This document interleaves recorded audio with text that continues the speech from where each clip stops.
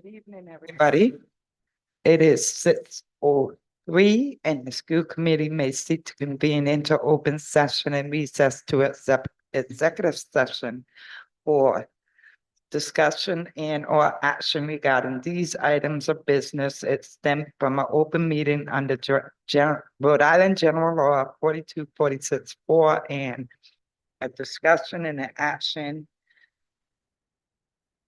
personal job performance, assistant superintendent, Rhode Island General Law 42465A1, a discussion and an action on a personal job performance, Director of Student Services, 42465A1, a discussion and an action on security, Rhode Island General Law 42465A3, discussion and action on a personal job performance, executive assistant to the superintendent and the school committee, Rhode Island General Law 42465A1.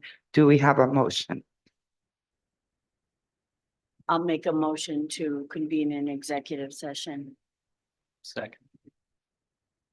In favor? Aye. That motion passes.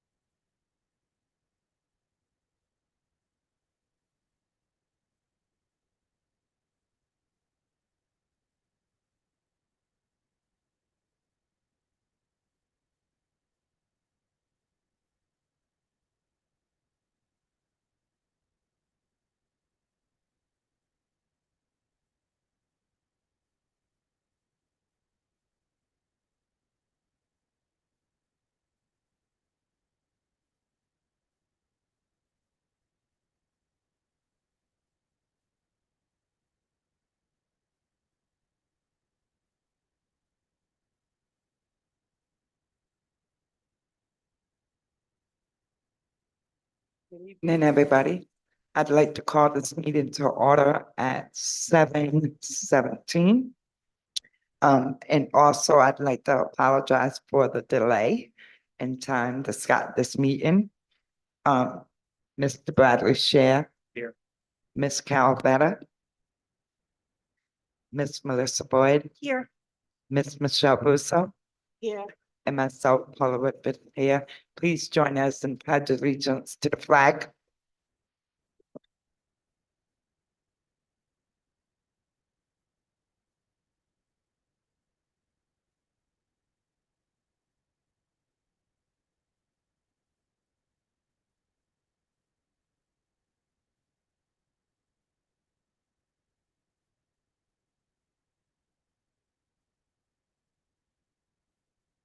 Do we have a motion to seal the minutes in executive session? I'll make a motion to seal the minutes of executive session. All in favor? Aye. I'll second, I'm sorry. All in favor? Aye. There was no votes taken in the executive session. Do we have a motion on the table? Madam Chair, I would like to make a motion to move school committee business item A up to now before community comments. Second, All in favor? Aye. Aye.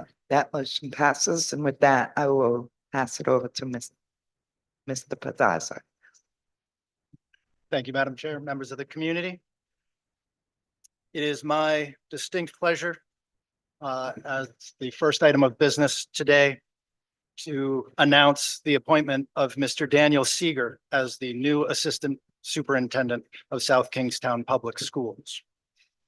Mr. Seeger, who is here in attendance with his family today, brings extensive experience and a strong educational background to our district.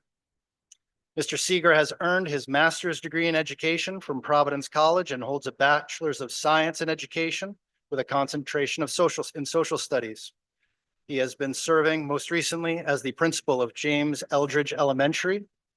He has previously in East Greenwich, he has previously served as acting principal and assistant principal at Archie Cole Middle School in East Greenwich. He has served as an extended school year principal, an 8th grade team leader, and social studies teacher in East Greenwich. And additionally, he was a 7th and 8th grade social studies teacher and literacy coach at Gaudet Middle School in Middletown. Most recently, he has completed the National Institute for School Leadership Program, or NISL, and he holds multiple Rhode Island certifications and has contributed immensely to Archie Cole Middle School's 2015 Blue Ribbon School designation. A little bit about the hiring process. The process began before my tenure under the leadership of Assistant Superintendent Alexis Myers in June. The district received 12 applications and a panel of 9 educators, coordinators, assistants, and building administrators interviewed 6 candidates in the first round of interviews. The 2 finalists were then forwarded to myself for consideration. When in round 2, myself, CFO Ryan Kilpatrick, HR coordinator Charlene Briggs, and executive assistant to the superintendent Terry Marasu conducted the second round of interviews, and both committees recommended Mr. Seeger as the top candidate. So it is with that, and as the new assistant, or excuse me, happens as force of habit, and as your new superintendent, it brings me great pleasure to introduce and welcome Mr. Daniel Seeger to South Kingstown Public Schools.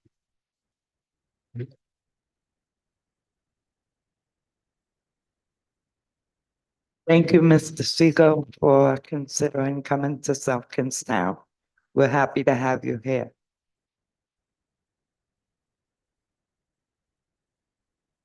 Come down to the podium and say anything.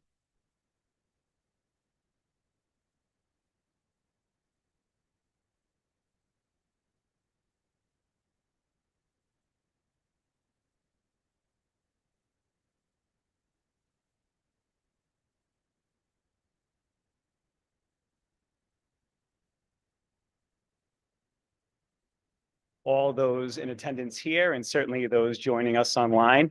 I just wanted to take this opportunity to extend my sincere gratitude to both interview committees, to the entire school committee, Superintendent Pedraza, for what has been a wonderful process. I'm truly excited to be joining South Kingstown Public Schools as your next assistant superintendent, and I'm very much looking forward to getting started with the work. So with that, again, thank you so much. Thank you, you, Mr. and welcome. Stewart, and welcome.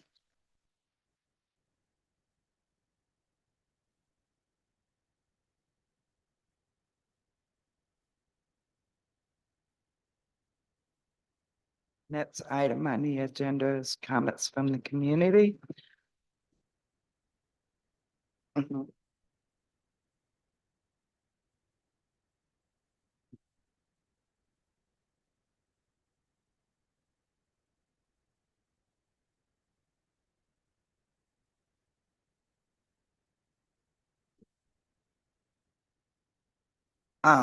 I'm sorry for the delay.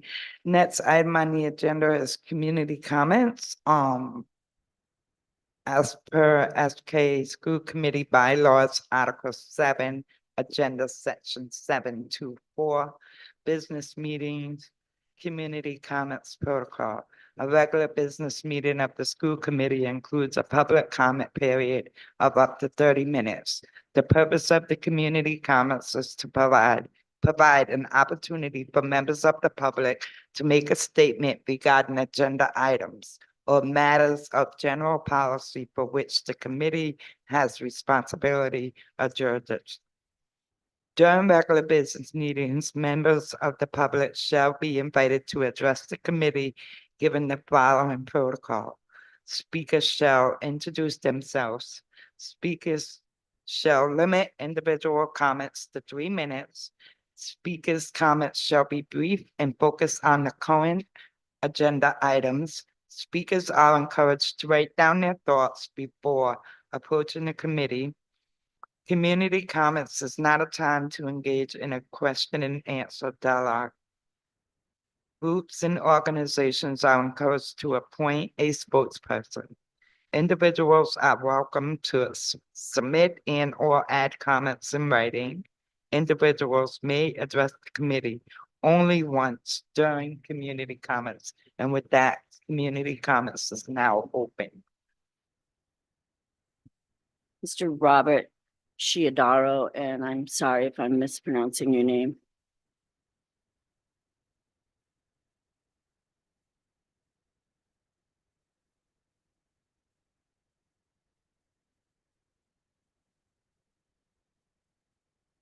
Madam Chair. Good evening, everyone. My name is Robert Caradillo. I am from Westerly. Thank you for helping me out, Madam Chair, over the last few days.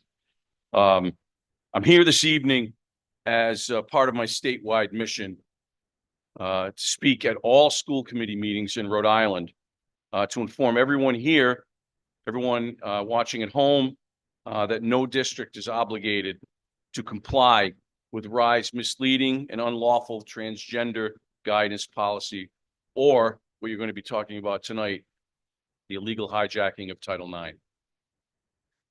How would you feel if your daughter or granddaughter were in a girl's bathroom or a locker room, thinking she was in a girls only space, and a boy all of a sudden pretending to be a girl enters? Are you good with her feeling uncomfortable or unsafe, with her privacy violated? How about if she were an athlete in, say, track or swimming or field hockey, and a boy who identifies as a girl suddenly takes her spot or defeats her or injures her? Or if she were paired up with a biological boy on an overnight field trip sponsored by the school? Or teachers having to go against everything that they stand for, made to call a boy a girl and a girl a boy? Finally, if your kid's teacher or your kid's school kept secrets from you about your own child, you must feel okay about it, because every single one of these things is allowed under your current policy, which RIDE calls law. Angelica Infante Green is lying to you, and you are lying to your parents and families of this town. It isn't law, and you have no obligation at all to comply.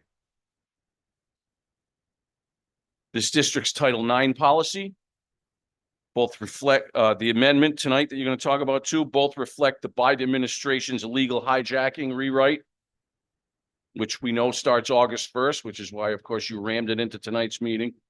Title IX was written to protect women from discrimination on the basis of sex, not men who identify as women. That is not the same thing.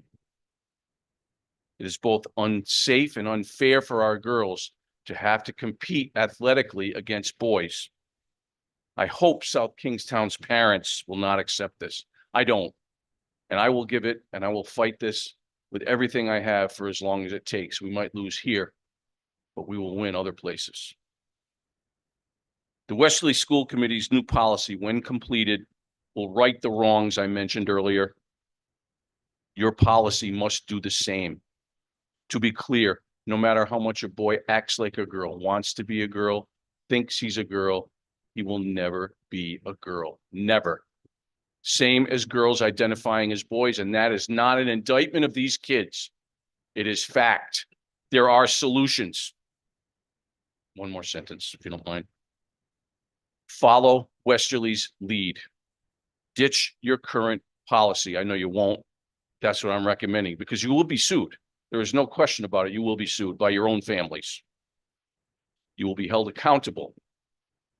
And I will say, God bless the families and the children of South Kingstown, and God bless the United States of America. Thank you for listening. Thank you. Thank you, Mr. Giordano. Miss Alley?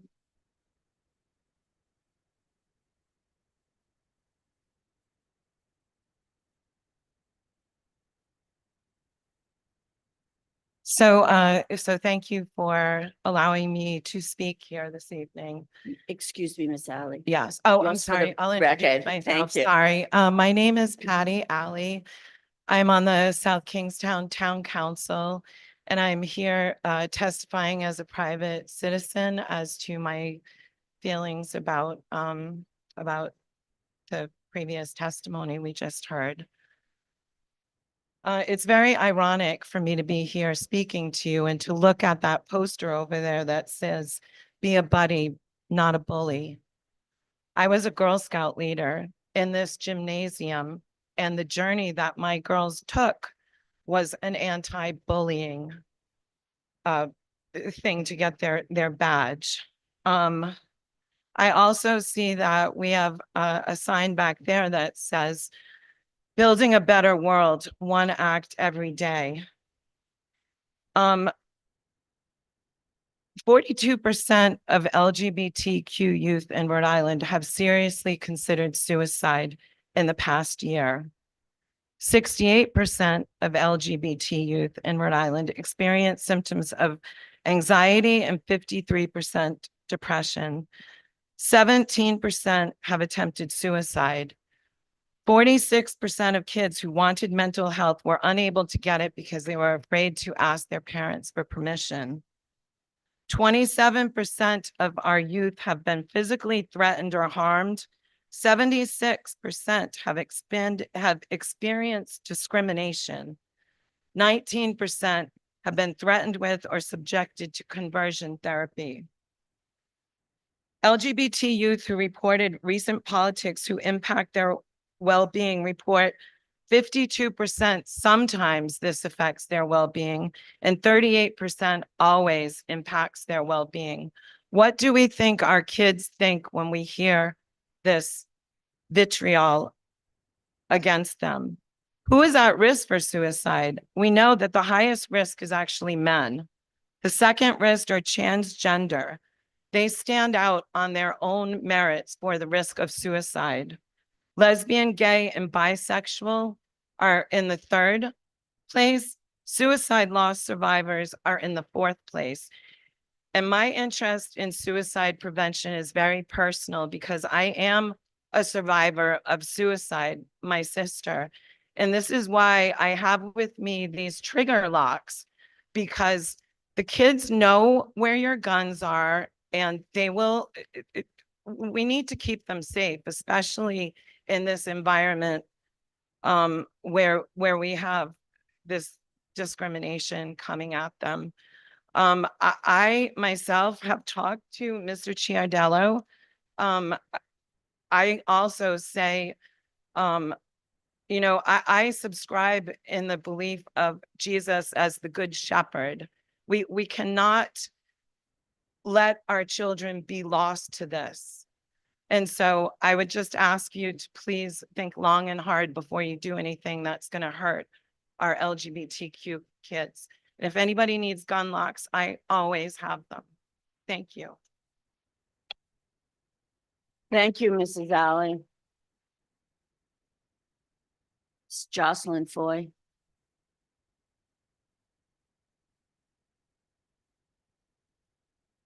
Hello, committee. My name is Jocelyn Foy. I'm a resident of South Kingstown. Nice to meet you. You'll be seeing me more often.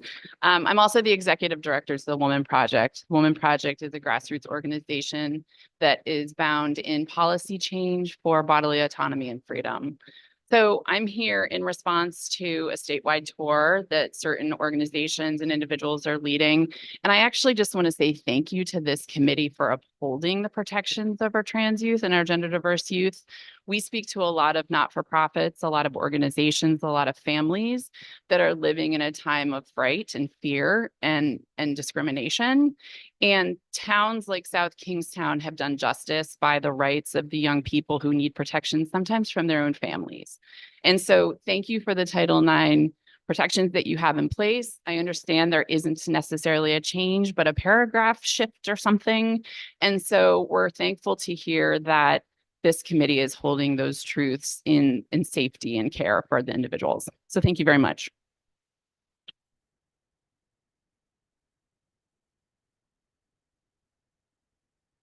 Thank you, Ms. Foy. Doral Beasley.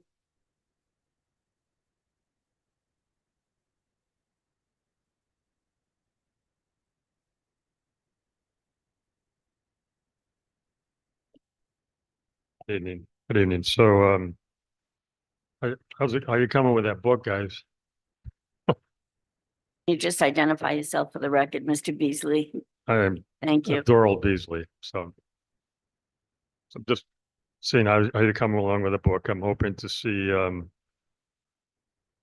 that on a future agenda, artificial intelligence. I hope it's soon. And so I've been looking at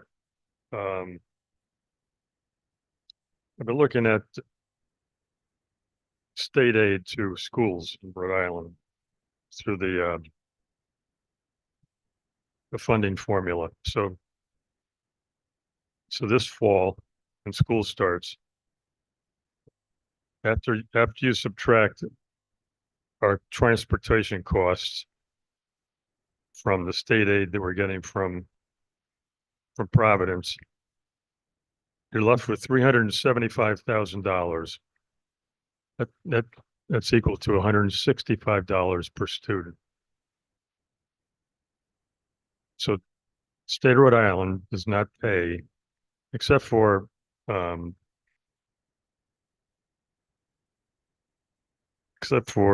non-public school transportation. They don't pay transportation.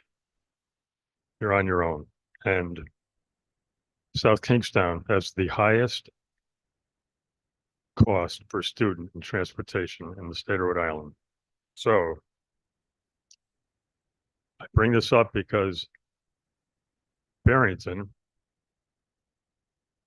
so we paid $5.5 million, somewhere around there this fall for transportation. Barrington pays $2.1 million, and they're getting and we're getting $5,800,000 state aid, and Barrington's getting $11,800,000. So they get $6 million more in state aid than we do. So when you subtract their transportation cost, each of their 1,000 144 students is getting $3,065 in state aid. And our kids are getting $165. Okay.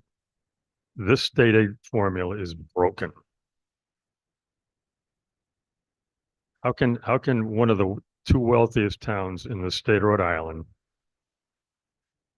be getting that much money for state aid? It's beyond my comprehension. So I'm working on it. If I can figure it out, I hope I get your back in there. Maybe we can correct this mess. Thank you.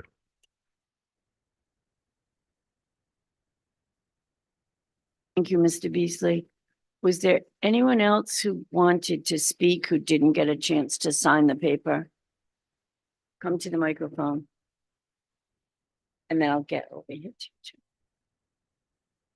Can you please identify yourself for the record? Hi, my name is Bonnie Smith.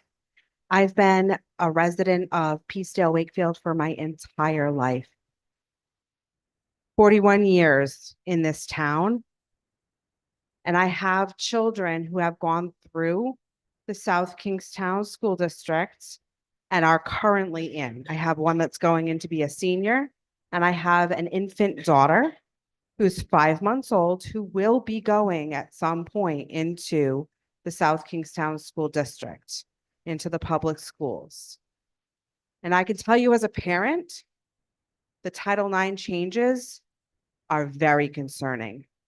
I can tell you from experience these past couple years with my own daughter, how uncomfortable that she is in schools and how unsafe that she feels, knowing that at any time, walking into the bathroom in between classes, a male could be in there and no one's going to question that because of these Title IX changes and the new fad of being gender fluid. It's not safe. And more children, more girls than you realize are unhappy with it and are uncomfortable with it, and more parents than you realize. So I just wanted to come up here and say, as a longtime resident and somebody who is going through it right now with their little girls, it's not okay. And I hope that you make the right decision and modify it to protect girls, because it is not fair to push a girl, a naturally born female girl, out of a public, private place like a locker room, a bathroom, for somebody who is trying to emulate being a girl, but is not. That's not fair to them. And currently, it's allowed. The verbiage on the policies allow it. It actually states that if any female, any naturally born female, is uncomfortable being in a girls only bathroom with a naturally born male, then the girl has to get out. The girl has to bow out and give that space up to somebody who is not a girl, but just wants to dress like a girl and just wants to name herself or himself a girl. It's not okay. It's not fair. It's not fair to be pushed out. It's not fair to have private spaces violated. And my daughter definitely feels that. So as a parent, I stand with what Bob has said wholeheartedly. There are more of us than you know. Thank you for your time.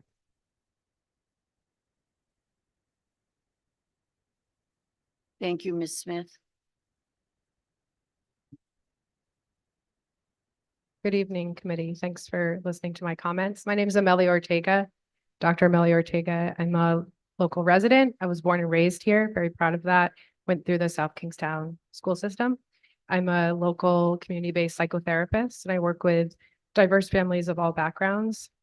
I do want to state for the record as opening point that the Mothers for Liberty group is well regarded nationally as a hate group and is noted by the Southern Poverty Law Center as a hate group.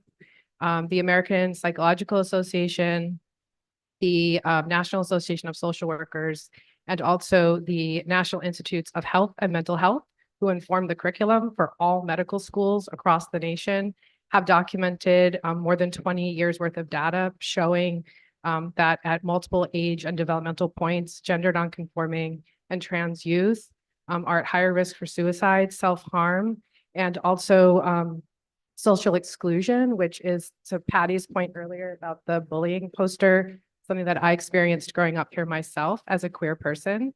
There is a lot of talk about gender being something that is subjective and controllable by adults. Children's bodies are autonomous and their own. And as much as adults would like to create policies to control their bodies, we're seeing that fail across the country. I would encourage this committee to really think about the impact on families, youth, and children, the mental health and well-being of future leaders in this town who would like to stay here, who would like to build their families here, who would like to invest their dollars in this community, and we find are leaving because this is not a safe place to raise a family if your children cannot be safe moving through the school system. So I do appreciate the current policies. I would encourage you to think more broadly about the medical, psychological implications of changing policies that exclude trans and gender diverse students. And I do, as a trauma therapist, also want to conclude with a lot of the narrative that we hear about bathrooms being unsafe is a very strategic narrative. We've had porta potties and family bathrooms throughout the country in almost all states as gender neutral spaces forever. If any of you have ever attended a concert, you've used a gender neutral bathroom. So the idea of creating gender neutral or gender expansive spaces is not new. All of us have benefited from those spaces. I would like to just conclude with really making the point that the mental health well-being of our nation is really at stake right now. We see that across the board with increases in violence, and anything that our local schools can do to decrease violence would be greatly appreciated by all of the therapists and social workers that are very committed to continuing their work in this town. Thank you.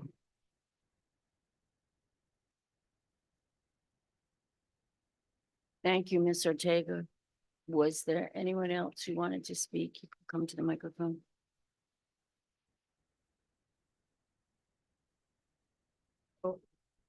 Am I doing it right this time? Okay. I want to echo many of the points that were made just recently, so I don't want to. Excuse me, can you just I'm sorry. state your name? My name is April Rudaflores, and I'm a resident of South Kingston, Wakefield. Thank Okay. you. I would like to sit here and echo every point that was made earlier about mental health. But at the age of 50, when I was in this time, the age that we are here with our kids, I was too much other. I was queer, I was a female, I was Hispanic, and I was growing up in a culture that I had to push my true ethnicity down. We have the opportunity to have our kids live their authentic self. We have the opportunity as adults to provide safety and security for everybody and not marginalize what people's true authentic self is. So my ask to you is take the opportunity of where we are in our society, listen to everybody in this room, and provide policies and protection to protect everybody's authentic self. Thank you. Thank you.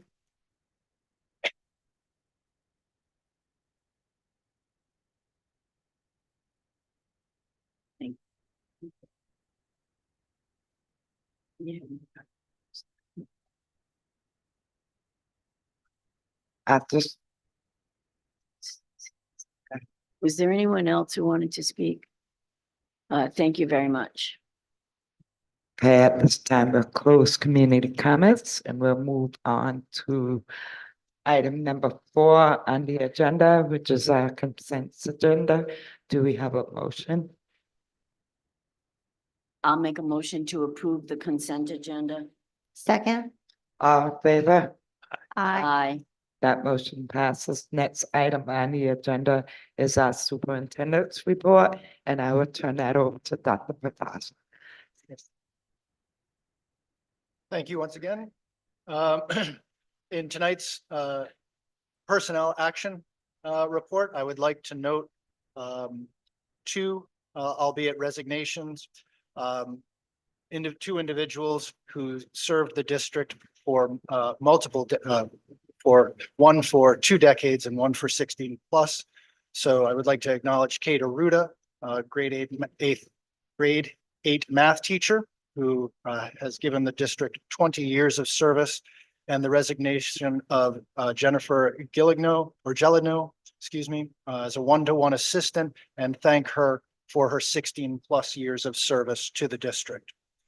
I am also at this time pleased to point out, in terms of the appointments, that the abundance of math positions that were available in this building, 3 of them, that all of those have been filled. So to get, for those of you who don't know, math teachers are not in abundance. And so to find not 1, not 2, but 3 highly qualified individuals to fill those vacancies, especially before even we have a month before the start of the school year, is a wonderful testament to the culture of this building as well as the district. And so my thanks to the administrative and hiring team here at the middle school for all of these positions. I would also, related to personnel, would like to provide the community a update on our Director of Student Services. I'm very pleased to report that we have a very robust pool of applicants. We had 17 applicants for the Director of Student Services. We have begun the interview process for this vacancy, and that began on Friday, where 6 candidates were interviewed on Friday by a committee that has representation of the community and through parent and school committee members, of the building administration from both elementary and secondary, that has representation from educators, both in terms of paraprofessional representation and teacher coordinators, as well as support staff from central office. That I'm grateful to that committee, who has passed along finalists for a second round of interviews that will be occurring next week. And I will look forward to providing more updates on that process as we move forward. But I can assure the committee and the community that even in the second round of interviews, we do have community voices being represented, in that I currently have confirmed not only CLAC leadership, but also members of the administration and teacher leadership to help advise me on filling this vacancy. Lastly, I provide the enrollment update as a baseline to get us started in the existing school year. So while we still have changes that will go through as the summer months and people's enrollment decisions change, I did want to start off with a baseline so that as we move forward into the school year, that we start to note kind of this as our baseline, as our delta, if you will, of which we can compare, and future reports will be referencing, both migration in and out of the district and the reasons why, to the best of our ability, and subsequent reports and updates will be provided using this as a context. And with that, that concludes my report, and I'm open to any questions, comments, or feedback. I'd like to make a motion to accept the superintendent's report. Second that. All in favor? Aye. Motion passes. Okay, next item on the agenda is school committee business, and we will be moving to item B, which is the RP 2457 award for the athletic trainer.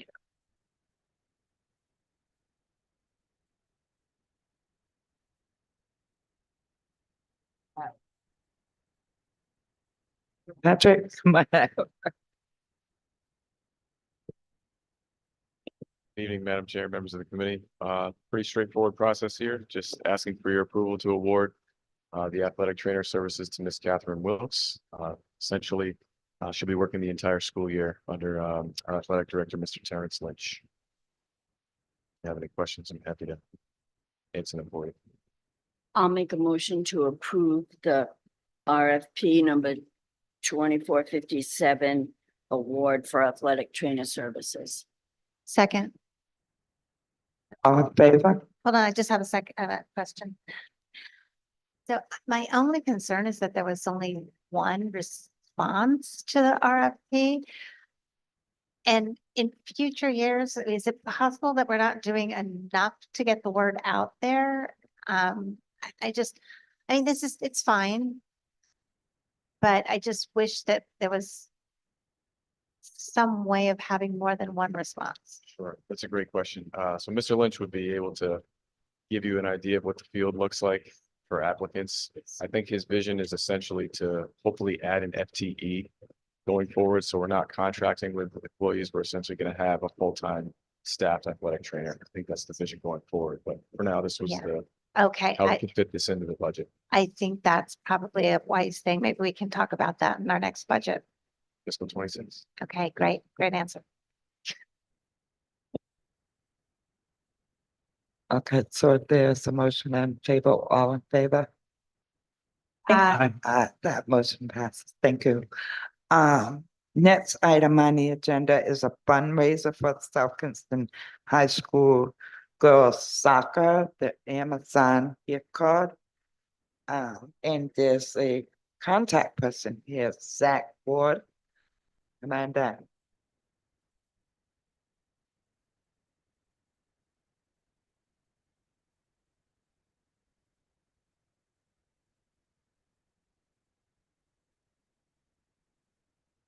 How are you guys? My name is Zach Ward. I'm the head coach of our girls soccer at the high school. We're just looking for a fundraiser.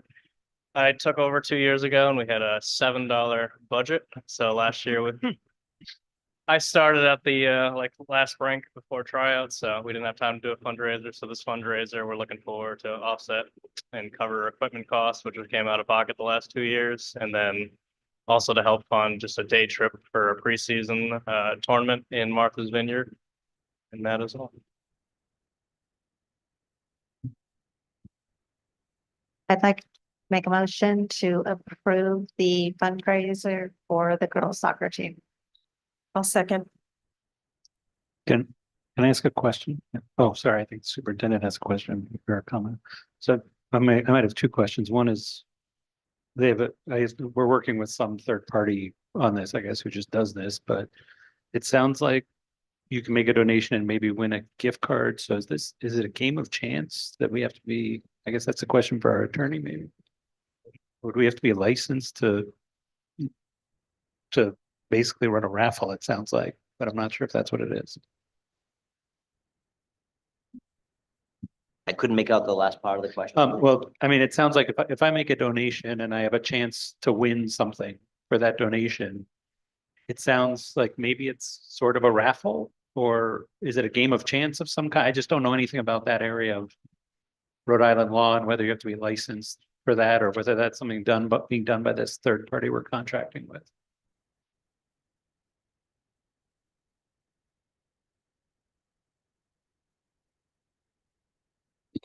I'm just taking a look at the form right now. Just give me 1 minute, please.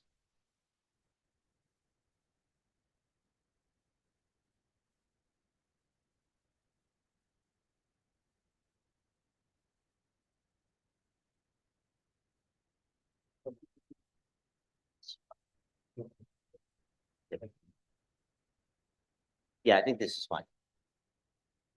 Okay. And then if our attorney's okay with it, then I guess I'm okay with it. And then my only other comment is that I assume that this third party has some sort of fee, so. It's absolutely free, and it's been approved before 2 years ago when Oh, Scott okay. Rollins was here. They used it for like a 2-3 day trip to New York. So it's the exact, and it's been used before through the athletic department from Terry. So Great. If I may, nice to meet you. I just want to make sure that in terms of for my own understanding, as well as those in the community, just to make sure that there's no quota associated with what our student athletes must bring in order to participate, because in terms of money being used for the day trip to scrimmage on Martha's Vineyard, but that there isn't a quota and that is, and it's scholar athletes. There's not. We don't even have a JV team anymore with numbers, so everything is one team. Everybody gets pretty equal playing time. So I could, I'm one family or student athlete could get $1,000 and somebody else 10. Their playing time is based on ability and it has nothing to do with. Correct. Fantastic. Thank you. I just want to say thank you for your effort to try and support our student athletes in this creative manner. I wish them luck and I hope the community will support their efforts. Thank you. Thank you.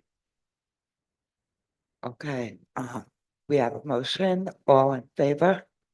Aye. Aye. Aye. That motion luck. passes. Thank you. Thank you, guys.